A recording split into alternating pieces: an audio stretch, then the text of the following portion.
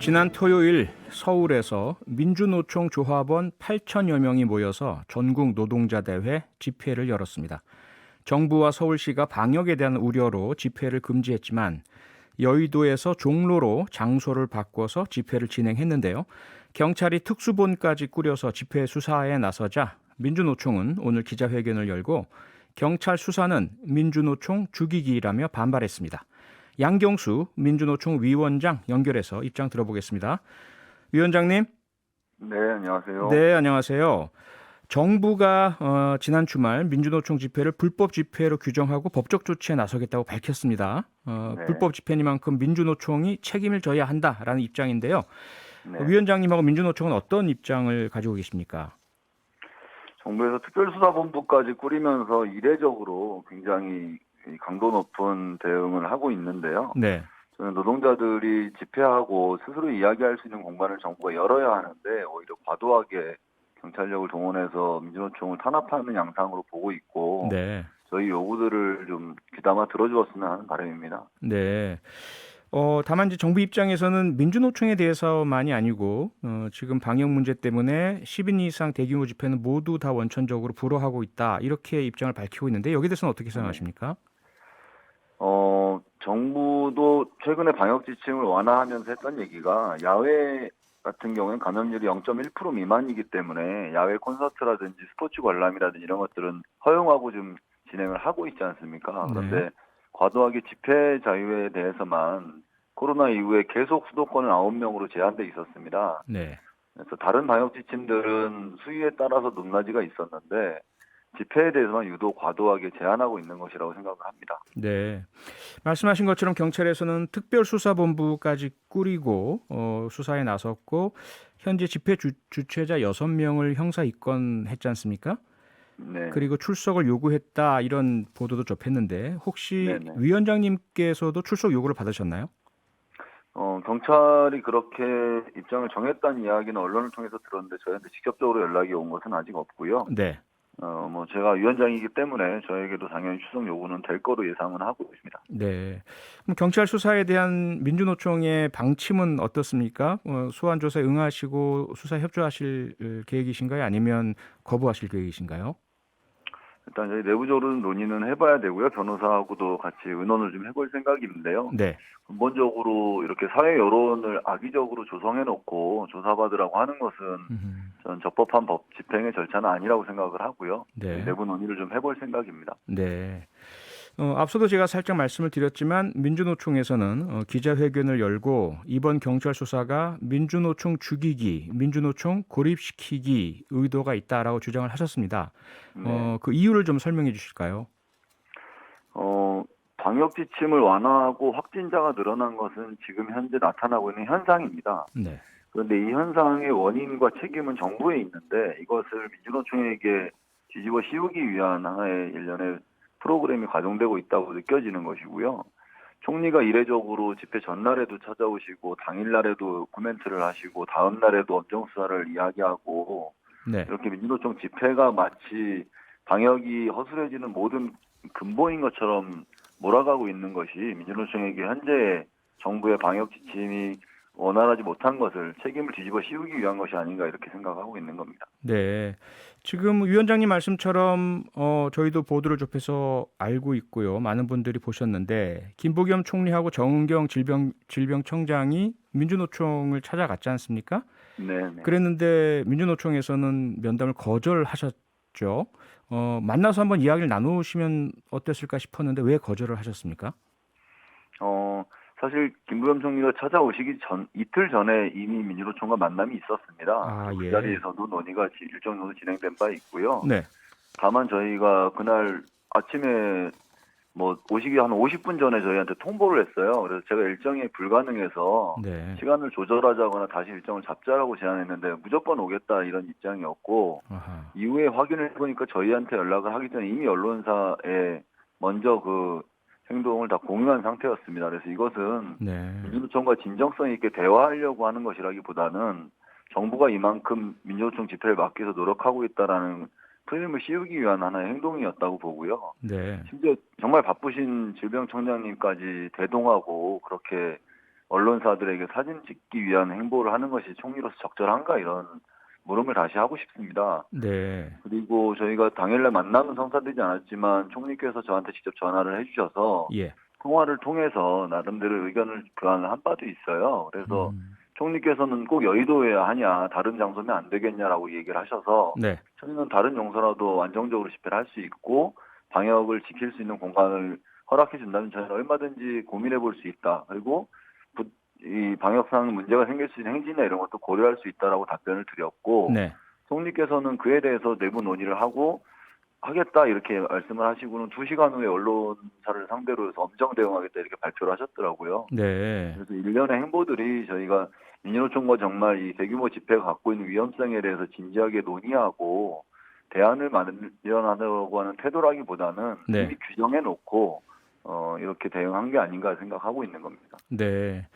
아마 많이 접해 보셨겠지만 여론의 반응은 사실 그렇게 민주노총 집회에 대해서 우호적이진 않은 것 같고요. 지금 네. 0721님께서도 문자를 주시면서 민주노총은 무엇을 위해 집회를 합니까? 라고 질문을 주셨거든요. 아무래도 이제 네. 방역의 위험 상황의 특수성 때문에 그런데요. 네. 민주노총이 꼭 이렇게 집회를 해야만 했던 이유 좀 간략하게 설명해 주실까요? 코로나19로 전 국민이 1년 반이 넘도록 어려움을 겪고 있는 데 대해서 민주노총도 같이 공감하고 같이 고통스러운 상황입니다. 네. 그런데 코로나19로 돌아가신 분들보다도 매년 산업재해로 돌아가시는 분들이 훨씬 많습니다.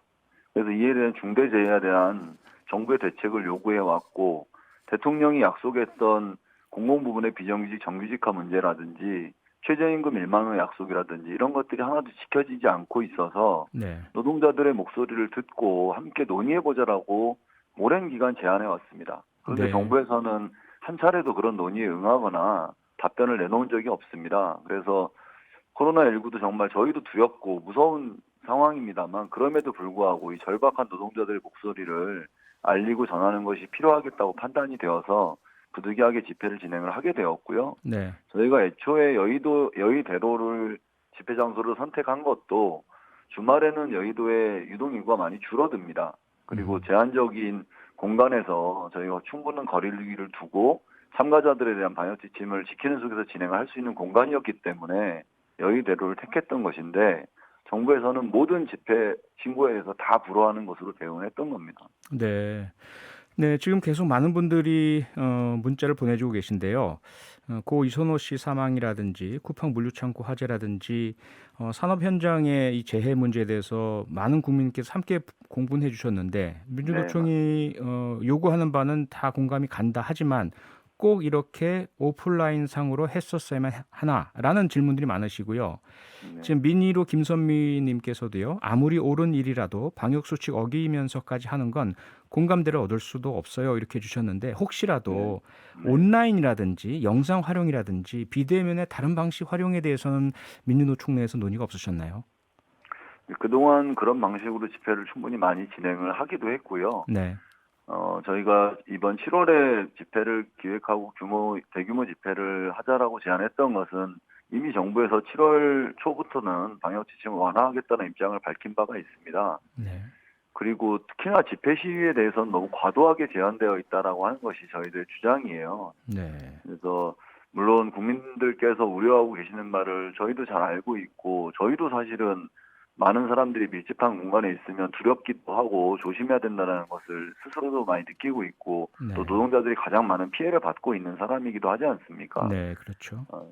그런 절박한 마음에서 좀 이번에는 집회를 하는 것이 필요하겠다 싶었고 예, 저희가 그동안 여러 차례 규모 있는 대규모 소규모의 집회들을 진행하면서 안정적으로 확진자가 발생해도 확산되지 않는 이런 컨트롤이 가능한 상태에서 집회를 해온 경험이 축적되어 있기 때문에 네. 충분히 방역 지침을 지키고 안정적인 집회를 할 수 있다고 판단했던 겁니다. 네. 지금 위원장님 말씀이 코로나19에 대해서 민주노총도 두려움을 가지고 있고 그리고 그동안 방역 지침을 지켜서 확진자가 집회 중에 발생을 하더라도 확산되진 않았다 이렇게 말씀을 주셨는데요. 네, 지금 많은 분들께서 주시는 말씀은 TV 영상 등을 통해서 보니까 8,000명 무척 많은 분들이 참가하셨고 거리도 유지가 될 수가 없는 상황이었기 때문에 사람들이 다닥다닥 붙어 있는 모습이다. 실제로 방역 수칙이 과연 지켜졌겠는가라는 그런 질문들을 많이 주고 계셨습니까? 어떻게 방역 지침 준수 관리를 하셨죠? 저희 참가자들에 대해서는 발열 체크라든지 명단 작성이라든지 이런 것들을 철저히 하고 있고 예전에도 네. 그래왔고 지난 주말에도 그렇게 진행을 했고요.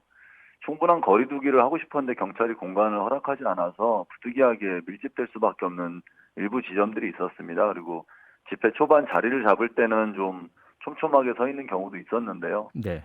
이후에는 좀 거리 두기를 하고 음. 충분히 거리를 둔 속에서 집회를 진행을 했고 그래서 오늘 기자회견을 통해서도 그런 사진을 저희가 보여드렸는데 언론을 통해서 노출되는 것은 이제 초기에 자리를 잡는 과정에서 좀 밀집되어 있는 순간들이 좀 포착된 것 같습니다. 네. 어쨌든 집회는 이루어졌고요. 그리고 말씀하신 것처럼 어쨌든 가능한 한 방역 수칙을 지키고 확산되지 않도록 노력을 하셨는데 그 이후가 더 중요하지 않겠습니까? 8천 네. 명의 참가자 전원에 대해서 명부가 다 작성이 되었는지, 이분들 중에 혹시 확진자가 나온다면 추적해서 역학조사가 가능한지 이 부분인데요. 어떻습니까? 명부는 다 작성이 됐나요?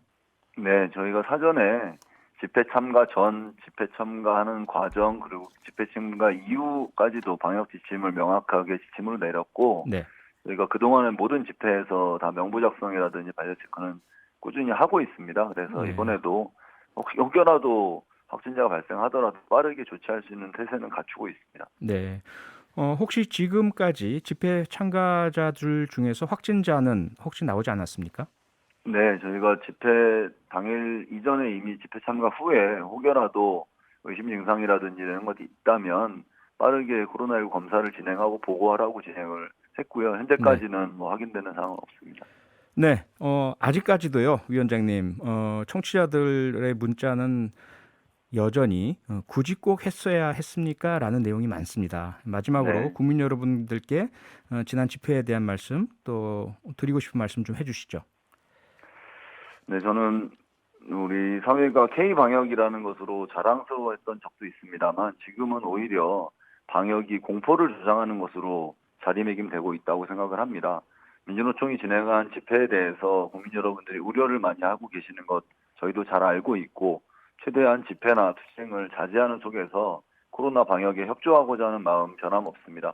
그러나 중요한 것은 정부가 노동자들의 코로나19 위기 시기에 불평등을 완화시키겠다고 했음에도 불구하고 점점 더 불평등이 가속화되고 있고 현장에서 노동자들이 계속 중대재해로 사망하고 있는 그 비정규직 노동자들의 문제 또 저임금 노동자들 최저임금 보장 문제에 대해서 명확하게 입장을 내고 그것을 정책화하는 것이 필요하다고 생각하고요. 이를 위해서 민주노총과 정말 진지하게 함께 대화하기를 다시 한번 촉구드립니다. 네, 오늘 말씀 여기까지 듣겠습니다. 고맙습니다. 네, 고맙습니다. 지금까지 양경수 민주노총 위원장이었습니다. 평일 저녁 6시 5분에 여러분을 찾아갑니다. MBC 라디오 표창원의 뉴스 하이킥.